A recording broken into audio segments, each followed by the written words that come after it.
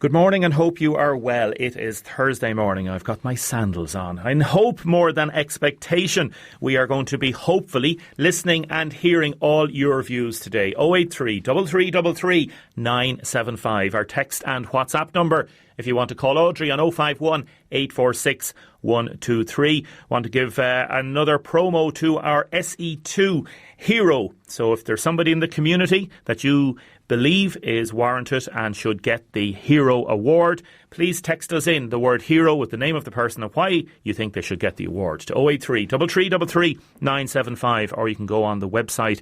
On the website also you can see all the stories that are being carried by news, by the different programmes, and all the little vignettes such as our talks that Ollie and Mary have regarding different matters in the morning. You might even hear Ollie playing the ukulele at some stage. There you are, Ollie. Ollie was telling me about the ukulele, how he enjoyed the chat yesterday, and a lot of people talking about how they enjoyed Sean O'Rourke and Brian Dobson and Fergal Keane yesterday, and also Michael Thompson. Thank you very much, Michael, for doing the piece with us yesterday. We're going to have another little bit with Michael next week regarding the old parlour, the old pub, the old bar that is part of Thompson's funeral home. This morning you're going to hear about Noel Frisby. You're going to hear about one of the main builders in Waterford for the past 3 decades, talking for the first time, I suppose, about the whole lockdown situation, how it's affected business, and the plans for reopening next week. Also plans for reopening garages across Waterford and the country. Tom Murphy, one of the main garage owners, is going to talk about reopening the workshop and how is that going to actually work out. Richard Grogan's going to talk to us about women supposedly becoming collateral damage in the COVID-19 crisis, with new mums among the hardest hit. An employment expert has been warning. We'll hear all about that. We're going to follow up on the childcare thing that we touched on yesterday and predicted that there would have to be changes. And sure enough, the government last night made the changes regarding early learning childcare providers, the scrapping of childcare plan for healthcare workers. We're also going to hear about football, the results of a survey carried out by the Junior League in Waterford about the scrapping of this season, potentially. Bernadette Ryan is going to be on about relationships, and particularly resentful relationships at home or at work. Jordan Casey is going to talk to us about his new entrepreneurial app. And we're going to go to Ballyduff Upper to talk to Agnes about St Michael's Hall. Now, firstly, Noel Frisby, as I say, Waterford developer and builder, built around 100 houses last year, completions, expects a lot fewer to be built this year.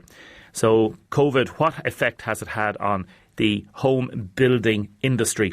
I went to meet him yesterday evening to have a chat, and as I said, this is done within the guidelines, more than 2 metres apart, and we talk about a number of different matters. So here is the chat with Noel Frisby. Hi Damien. Thank you so much for joining me. How are you? I'm good, absolutely fine. I'm doing a lot of gardening with the last couple of weeks. It's been great. It's invigorating. It's different than being inside in an office, so it's out, and we're lucky actually with the weather has been absolutely magnificent for doing that type of work. We are maintaining the social distance regarding this interview, and we'll do a little chat for a while, and we may not get to cover everything, but anything we don't, we'll come back to. Can you tell me first, please, what is happening on Monday? The Construction Industry Federation, of which I am a member, our company is a member, have issued, in conjunction with the government and other stakeholders, have produced a guidance document that we will adhere to under the pain of being shut down if we don't. That's it. We follow that. It's a very comprehensive document. Our site engineers have all become well versed with the regulations in it, and they have to implement. The HSA are there to walk in on your site, and if they see anything that's not been done correctly, they will issue a certificate of closure straight away. So this is the Health and Safety Authority. So they're the people that will be policing this. Absolutely. They are the designated people to police this on all sites, on all building sites. So let's say, so Monday morning comes and you have everything in place, hopefully, and all the foremen and different people are working away. And to do all that, you have obviously got to parse and analyse all this document that you have and make it specific for the labourers, for the plasterers, for the block layers. Absolutely. There's a 36-page document that has to be broken down for each individual. The block layers are outside workers and they don't normally work close by each other, so the 2 metre separation distance can more or less be complied with there. Where it gets a little difficult is when we have plastering and putting on the slabs, for instance, on the 8x4 slabs on a ceiling, where you need more than one person to do that. In that case, the individuals will have to wear masks, will have to wear face shields, will have to wear tiebacks like the consultants in the hospitals. They will have to wear gloves. They will have to be fully kitted out and to carry out that together. The helpers cannot stay in the same room at the same time. They will have to go out. These are the people bringing the material to the individual plasterers or other trades that are working. How difficult is that going to be on a practical basis? Like, let's talk about, for example, techniques. Different plasters and different workmen would have different styles of working, and the clothes these things you're talking about are going to constrict them maybe. As you know, a lot of people have developed their own procedures, and all tradesmen have their own idiosyncrasies, and they have their own way of doing things to a degree within the limits of the rules and regulations and how to do it properly. That's going to be a major learning curve, and to absolutely our supervisors to implement that without getting into major altercation with people will be difficult. There's no doubt about that. Heat, for example. Yes, and coming into the summertime now, people will not want to be dressing up and putting on. It was extremely difficult at the outset to get people even to wear the hats, the protection hats. That became issues, and that'll just show you how difficult. It was very, very difficult at the outset to get people onto that way of thinking that they should wear hard hats on the building sites, for instance. And now we're asking them to wear face shields, face goggles, tieback equipment that can be discarded or has to be washed thoroughly at the end of every procedure, together with gloves and other protection equipment. Will any building company, will you see the Health and Safety Authority inspector coming on site? So, for example, might a situation develop where a supervisor takes pity on 2 lads working, plastering a room, and says, lads, I'm going to walk away here, I'm not going to see what's going to happen, and they work away for a few hours without the protective gear? Well, if he does that, he's risking his job. He's risking the company being shut down, and they overall wouldn't like that if a lot of people are put out of employment just because of the individuals taking a shortcut. And that's unfortunately that's the situation we're in at the moment, and nobody's saying that that's going to happen, but you could imagine the pressure lads will be under. Of course, people will take shortcuts. If there's a 3-minute job and they'll say, oh, help, why, and they'll say it worse than that to you. Why do we have to do this effing thing or whatever? This is crazy. And, it's either do it or get off the site. But years ago, I've sent home people for not wearing hard hats because they objected. And because in the summertime and coming into the hot weather period now, people will have different issues. But that's it. We have this bloody virus around the place, and we're all making a concerted effort to get to operate. So we have to play our part, or else stagnate altogether. The whole building industry, the 150,000 people that are employed in the industry will just come to a standstill. And that brings me to my next point, Noel Frisbee, that this is not just ye responding to the matter being policed by health and safety inspectors.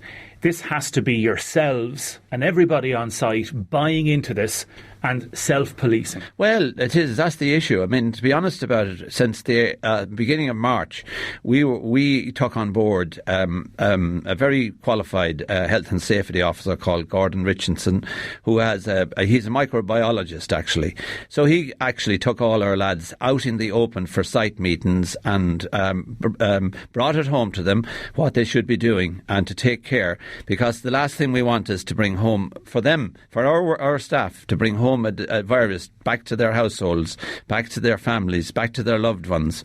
We didn't certainly want that to happen and don't want to have it to happen in the future. So Gordon is there supervising and with the guidance documents. So everything, before anyone comes to our site on Monday morning, they will not be allowed onto the site unless they have a permit.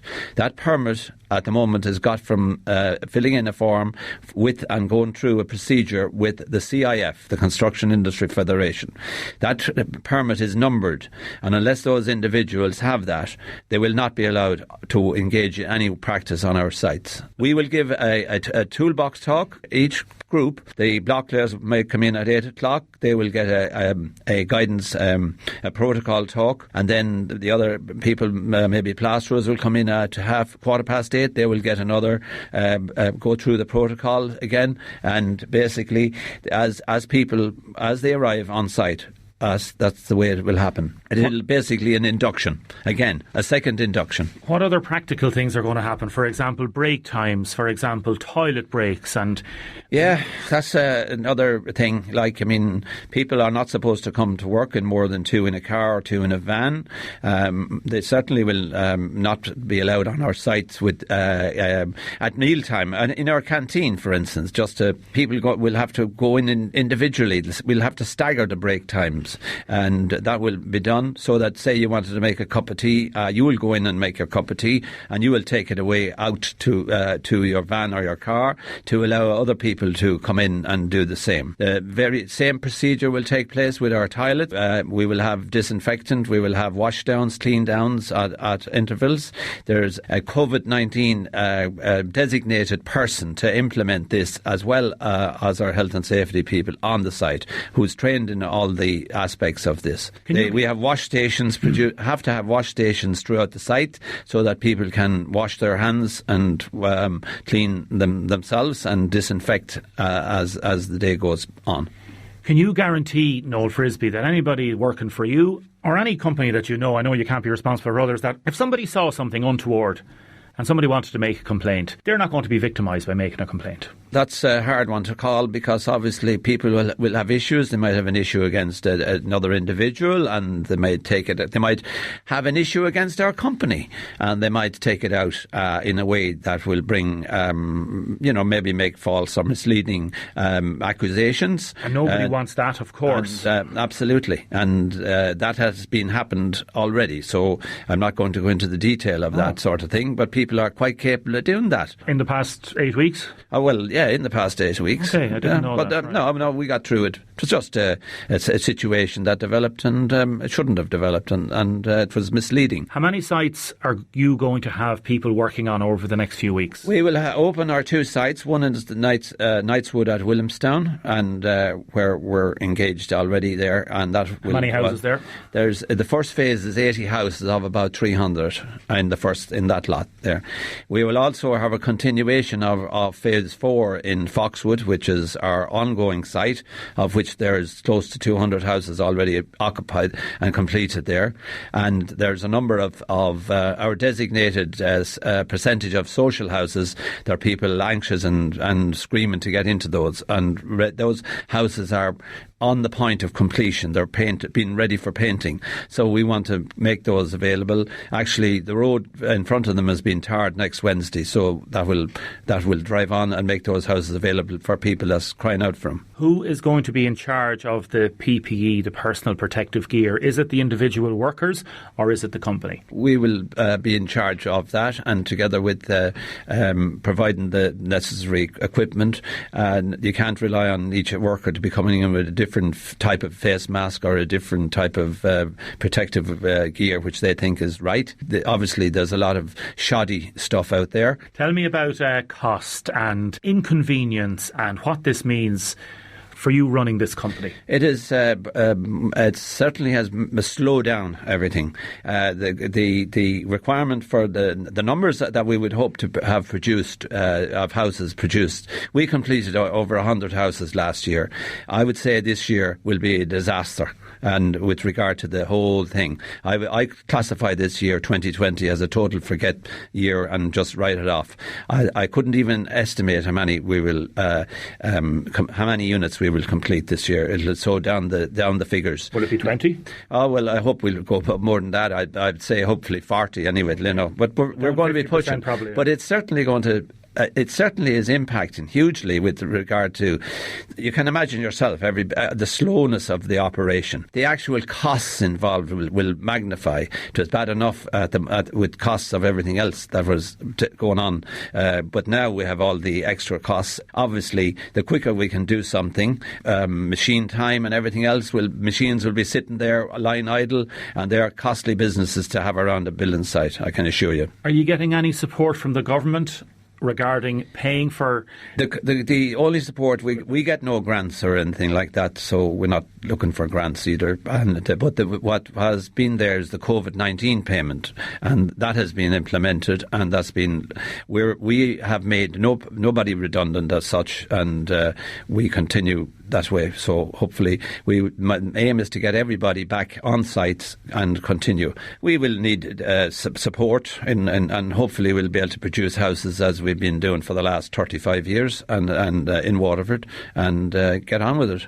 How many people employed by the company? At the present time, there's upwards of 80, and that varies up and down with subcontractors and so forth. Will there be any possibility that increased costs may be handed on or passed on to the purchaser of houses, or are we looking at maybe trying to work out different rates with different groups at some stage in the future? I know the way things were going, we were actually, like Ireland Inc. was travelling very nicely, and people's confidence was coming back.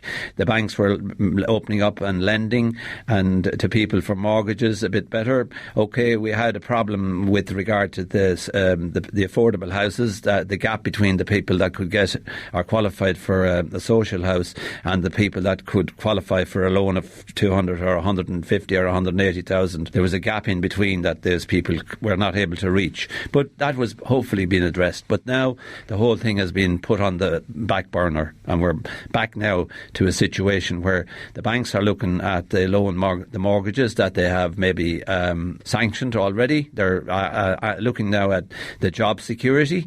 Here in Waterford, we're totally controlled by the people's wages, and that controls the level or the prices that we can sell our houses at, and the level of borrowings that the people can get relative to the earning capacity in the household. That's what it all revolves around. There is no point in asking certain prices here in this city, because the wage levels that are existent here will not meet the mortgages that would be required. So you must build within that constraint, and you must produce your house within that bracket of costs. These increased costs, are they potentially going to tighten your margins so much that it may become unprofitable? You know, back in after the 208 and we 212, it was totally unprofitable, and totally 214 unprofitable to our go near a building site. Even right now, without rigid controls and watching the pennies and watching your costs, you can go very quickly into a red situation, very quickly, because the levels of money involved in building are huge. You need cash flow the whole time coming in. You need to be able, you can't afford to have a lot of houses standing there and waiting to get paid and hoping that the banks will give a mortgage or come through with a loan mortgage to people.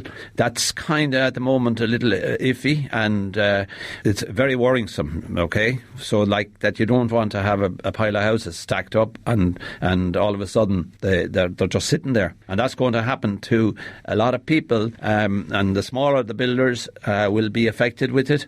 We're looking in a situation we came through the recession, the 208 thing, and got through it, and we went back building again in 2016. Tried our hand at it again to try and get the market activated here. And that's the first part of an interview with Noel. We're going to have more on that probably tomorrow about maybe the Waterford Crystal site. Paul has texted in, what about the Carrickfergus site? What about the airport? So we'll have details on that tomorrow. Happy 90th birthday to Tommy Rowe on Osmond Street from your sister Helen, Frankie, Sandra, Thomas, John, Laura, Jay, Ryan, Emily and Evan. Also a special birthday request for Sean Byrne, photographer, celebrating a milestone from all his family today.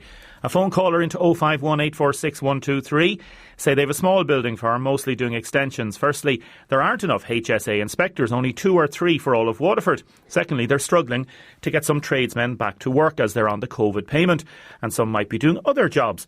So some might be better off at the minute. It's going to be very difficult for some firms next week, says this caller. Keep your texts and comments coming in. 083 333 975. Next, does your car need a service? Now, we specifically want to hear from builders, from plasterers, from block layers. Text us in, please, 083 333 975. I won't use your name if you don't want. What do you think? Do you think you will be able to work those restrictions and those new guidelines next week? We text in there from, I presume it's a plaster. There's not a hope of many plasterers wearing masks, face guards and gowns. They will be too restricted to work properly. What do you think after what Noel had to say there and the restrictions that have been coming in? Also, if you need your car serviced, I suppose a lot of people are wondering where and when our car dealerships due to open. Well, what's in the government plan is that car servicing areas are due to reopen next week, all with the certain new compliances. Car showrooms are not opening yet. I went over to talk to Tom Murphy to talk about what is happening specifically to protect, obviously, staff and customers who are going to be bringing cars in for services starting on Monday. Tom Murphy, good afternoon. Good afternoon, Damien. Tom, we're going to have a look at the different systems that you're putting in place for opening next week, some sort of phased opening. Talk me through, firstly, we spoke to you, I think it's nearly 8 weeks ago now, 7 weeks ago, when the shutdown happened. How have things been since? Well, if I wasn't conscious of keep taking a bit of exercise, I probably would have put on about a stone in weight, but it's been very, very difficult. Now, thank God, in the last couple of weeks, with my son Barry is leading the coordinating the reopening, because we have a lot of things to do. So as our customers and our staff can feel assured and feel safe that it's safe to come in here. Let's talk first about staff. How many staff will be coming back to work next week, and what will they be doing? We will have 5. My understanding is of this morning. We sent out on Friday notes to her. Like, we have, as you can imagine, a pretty extensive mailing list. So, like, we have an automatic queuing system where customers are texted to say their cars due a service. We've never seen such a response, because we've had 9 weeks of closure. We closed on the 16th of March, on the day before St. Patrick's Day. And the response has been phenomenal. We had 2 excellent people here, colleagues, taking bookings. My understanding is we're booked up on fully until Wednesday of the first week or Thursday of the first week. But, you know, we can deal with a vast amount of cars every day. We will have 5 technicians and 2 support staff in the after sales area. We will have 2 parts staff, because there's a huge amount of other dealerships, you know, independent dealers that buy parts from us. So we have to be available to supply those excellent customers. And on top of that, we will have 2 staff in both Volkswagen and Mercedes to support people, to show them where to go and what to do, because it's new for everybody from next Monday. Tell me about if somebody wants to come into the showroom and have a look at a car. What systems or new systems will you have in place compared to 3 months ago? Well, to be honest with you, Damien, it's not going to arise, because we can't. And we want to observe the spirit of the law the same as everybody else. When I was talking about it, we've had a meeting 2 weeks ago, we had a meeting last week, and we have our final meeting tomorrow with our senior management team. And somebody made reference to one of the shops that opened, whose name shall be nameless, but they had, say, clothing and grocery. And then there was a stampede into one of the drapery departments, because stuff was half price, and then they had to close down. I don't want to do that. I mean, the guards and the HSC people are busy enough at the moment trying to do all they have to do, and we won't do that. We won't do that. Now, if we have somebody, say a frontline worker with a problem, or somebody, say, who comes in and their car is not an option to repair it, yes, they can look at the car, but that's what we're doing. Now, notwithstanding that, we will have colleagues working from home, because we expect to be open, please God, in early June.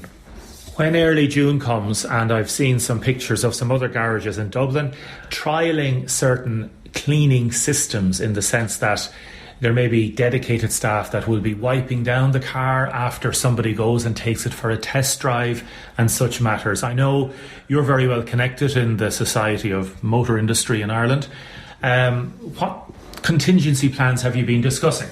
Okay, I'm aware of that. In fact, we have that machine here. That was highlighted on TV on a Volkswagen dealership. And funnily enough, there was an enormous demand for that, and all of a sudden the demand isn't as enormous, because originally it was stated that it can deal with COVID-19, but it can't. But at the same time, we will be recommending this because it does a phenomenal cleaning job on everything else except COVID-19. But it doesn't do COVID-19, but a deep clean. It does a deep clean. It takes about 25 minutes. It's an expensive machine. We've got it. We've had it. I didn't realise we had it until today, a few days after we closed. My colleague Tom Brassel said to me, we were just going through a few things. He said, we've got this. We never got a chance to use it. It came in at 4 o'clock the day we closed. It came in at 4 o'clock the day we closed. What are your thoughts now coming into the summertime? I know we will have, and there potentially might be a little bit of a burst in sales coming in for June or July, but May will be a quiet time anyway, June as well. What's your thoughts? Like, the sales have gone down, what, 95%? Well, that is just April alone. What we're looking at, I did a web conference with Jim Power, another good Waterford man, but he's the financial advisor to the SIMI, Jim the economist. And I tuned into this last Friday. And Jim reckons that the market this year will be down to levels of about 2009, about 75,000 cars. In other words, there's say 70, 75. And there's just one thing, Damien, I know I touched on this the last time. Self-drive cars in Ireland represent a minimum of 15,000 new cars every year. There could be 25,000 cars in self-drive, but 10 of those would be last year's cars, like the people say buses and automatics and that type of thing, that they get 3 or 4 seasons out of, like at Easter this year, summer, Christmas, Easter, summer, Christmas. But like there would be 15 to 17,000 new cars come on every year. My understanding is that there's less than 2,000 cars had been put on, and were predominantly put on for Patrick's Day. Most of them weren't used. So it's like we might be crying about how difficult it is, and I'm not. But for the tourism business, God love them, it's hotels, restaurants, bars, rental companies. Like they've no chance for the immediate future. It's be another weeks, maybe 6-8 weeks away. I don't know. Do you think it will be a good time? And I presume your answer will be yes, to buy a second-hand car in particular. Or used car, because I presume a lot of garages and forecourt owners will want to get stock off their hands. Well, there's nobody going to lose money. And I mean, we were just talking here the other day because somebody rang up, there was a car for sale. And I don't care, any of your listeners say this to me. And this, I won't use a rude word on the radio, but this guy came up, we had this stuff 10, 12 years ago. You'd have to take it and be glad of it. We don't, thank God. We're 41 years in business, and we're not going to be abused no more than any of our colleagues on this road. Any smart ass that thinks that he'll rob a car, he won't. But he will get good value, or she will get good value. But somebody coming into us talking down to us that we will take this, we won't. We don't have to. Thank God we don't have to. We'll get a fair price. It will be competitive, and we'll probably lose money on a lot of our stock. You see, people need to understand. In the first 3 in a normal year, when you come to the end of March, even with the second plate in July, you've got more than half of your new car business done by the end of March. And in fact, you're a little bit more, about 55%. And like that's been, as I'm in this business this is my 52nd year, 41 for myself. But like this has always been the way. Now, it went back, it was as high as 60 before the plane change. But, so every garage, you never get a chance in January or February to get used stock out because it's dark at 4:30 in the evening. March and April and May were always the months for selling used cars. And please God, it will come back and it will be good. Because now there's a great selection of cars. I mean, there's 15 or 16 garages on this road, a motor mile, and you can get any kind of a car. And all of the dealers on this road are decent, honourable men. And I say that, they're all men trying to rear and educate their families. That's all they're trying to do. And I want to thank Tom for that chat yesterday afternoon. Some texts and comments coming in. With all the restrictions regarding building works, plastering, etc., are prices for plastering a house or an apartment going to increase? Asked Declan. It's a good question. We don't know. Some reassuring words there on procedures and safeguarding workers, says a texter. Hopefully we can see the building sites opening safely next week, bring some activity back to the city. Restrictions will slow down the speed of work and such matters. Johnny has texted in to say that the builders are going back. The rush back to work is at the behest of builders and other companies. It's putting profits before workers' health. It'll probably lead to a surge in the pandemic. If workers have concerns, they're not obligated to return to work. Join a union and protect your rights. That is in from Johnny Cluno from People Before Profit. A person texting about driving tests. Are the National Car Testing Service, is that reopened yet? No, the Transport Minister said yesterday, not likely to return anytime soon. Driving tests have been suspended indefinitely since April, to stop the spread of COVID-19. Good morning. Why are the price of at petrol stations not coming down? If it was in the budget, it would be gone up the same day. Can you please raise that matter?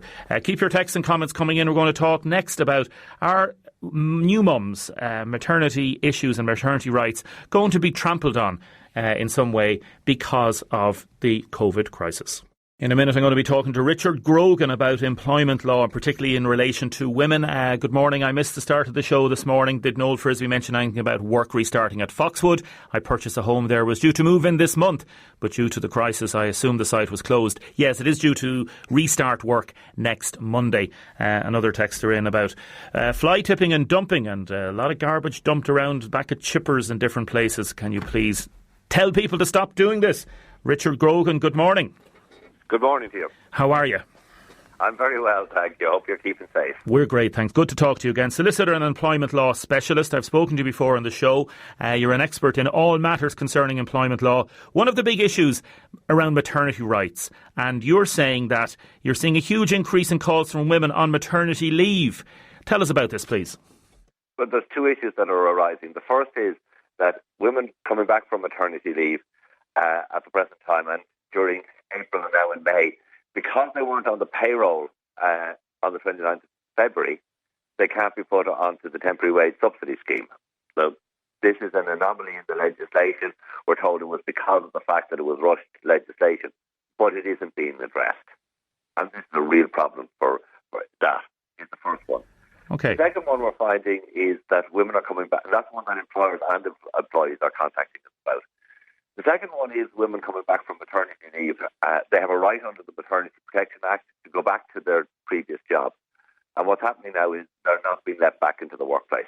They've been told, we're not in a position to take you back. Other people may have been taken back, and they're finding they're not being allowed back into the workplace and they're not being paid. And that is a significant problem. Is that illegal? Well, it's contrary to the Maternity Protection Act. Yeah, I would have thought so, yeah. For the employee to act on this, they now have to bring a claim to the Workplace Relations Commission. There's all kinds of excuses being put forward, but they're going to take some time to get through, but they are very serious issues. Now, at the end of the day, the employee can be reinstated back into their job, so it's a very dangerous route for an employer to go down, because they could find in 6 or 7 months, they're told, you have to put that person back in that job and you have to pay them back to the date they should have come back to work on. Do you think do you think some employers, Richard, are going to be using this to basically try and force through changes that they wouldn't normally even dream of? There will always be that element. There's always those who will say, never let a good crisis go to waste. The vast majority of employers, they respect their employees. They take the employees on the basis that they're going to treat them properly. But there are going to be some employers who see this as an opportunity to drive through what they might call flexibility or reorganisations within the organisation, which are very much one-sided. But, that will happen. Yeah, that's life happens. But they're going to end up in significant numbers of claims.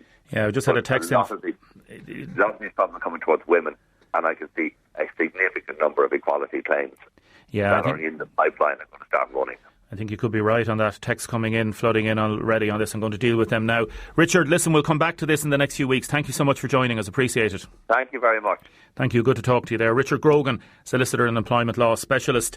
Good morning, Damien. I'm on unpaid maternity leave. I know it was my choice, but I feel a bit hard done by now. And some people asking, who do we get in touch with if there are issues such as that? Obviously, solicitors are one way to go, employment law. Solicitors and then also your Citizens Information Advice Bureau would be somebody else. Good morning, Waterford. Some cars can be quite expensive to buy a car in Waterford. And people texting in about other matters as well. Stay with us. We're going to talk next about eyes. Now, in a minute, we're going to be talking about eyesights and testing and how that's going to come into play regarding opticians. So if you have any questions on that, please text us 083 333 975. Any update on the NCT centres opening? No, I just announced it a few minutes ago. They're not due to open anytime soon.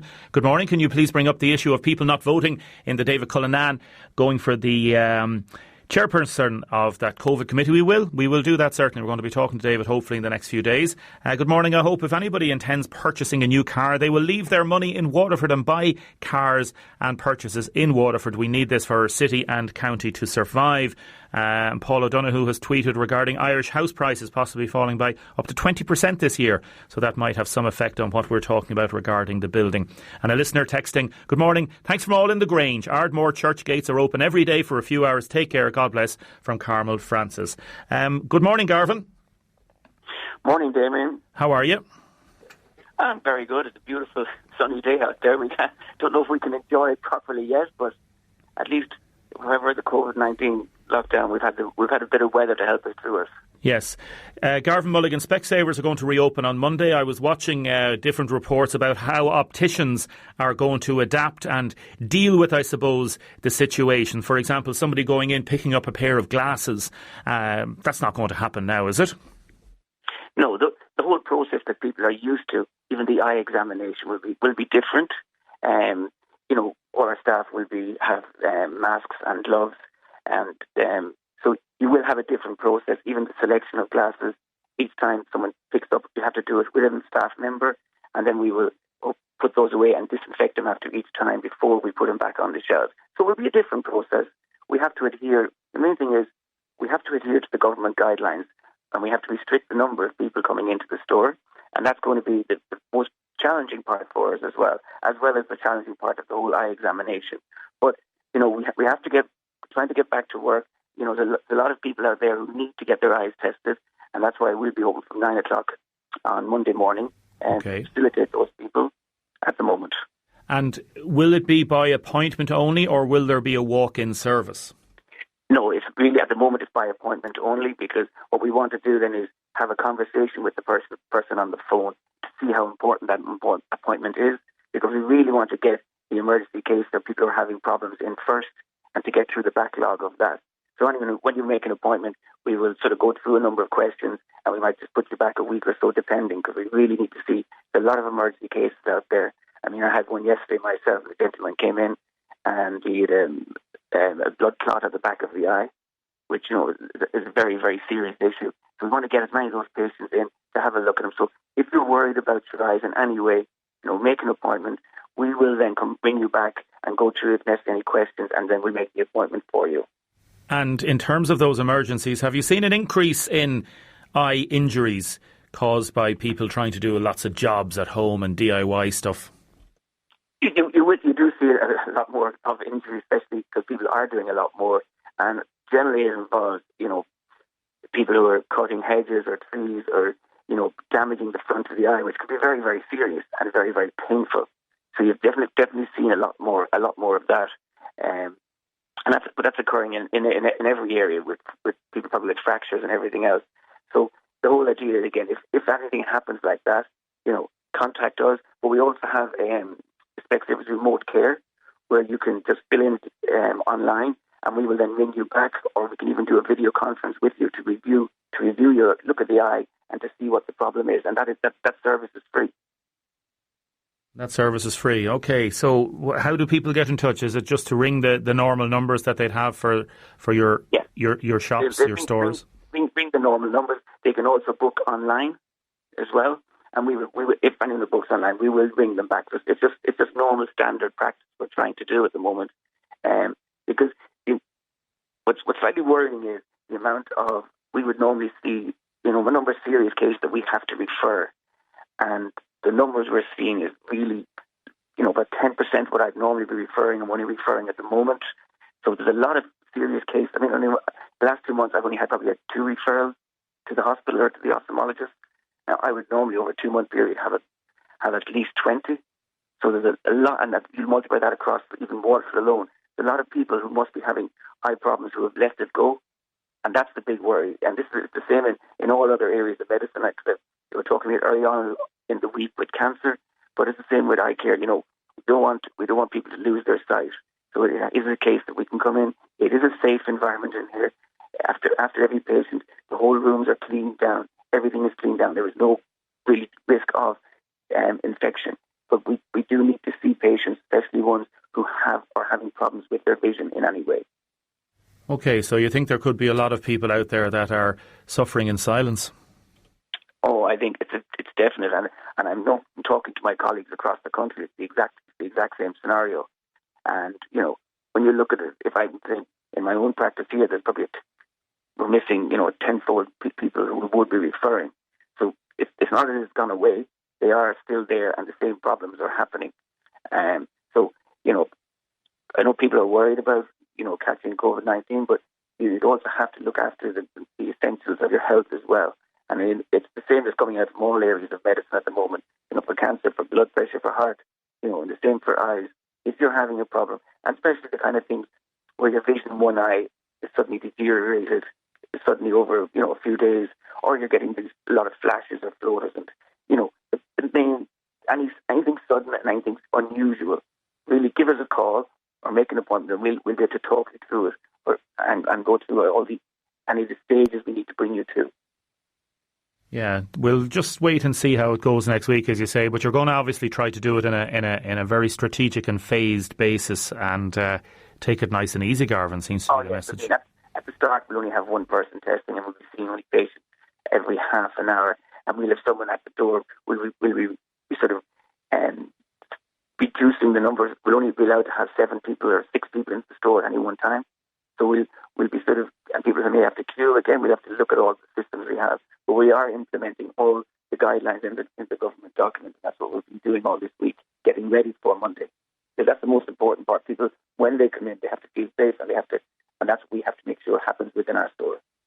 Garvin Mulligan from Specsavers, thanks very much for joining us this morning, and the very best of luck to all your staff and your customers next week. Thank you very much, Damien. Thank you. Good to talk to you. Apologies about the phone line. It wasn't brilliant, but not too bad. Ger in the county has texted, "Good morning. Can you please ask, is there any ease on the dumping prices in the city and county dumps so people can get rid of rubbish and stop the illegal dumping? There are lots of people clearing out sheds, etc., and they just cannot afford to go to the dump because I believe," says Ger, "of the high prices they have." And can we get somebody on to talk about that? We did mention that to the council before, and we had a issue regarding that, and they said that there was a plethora of people coming in and they had to basically put the charges back in there.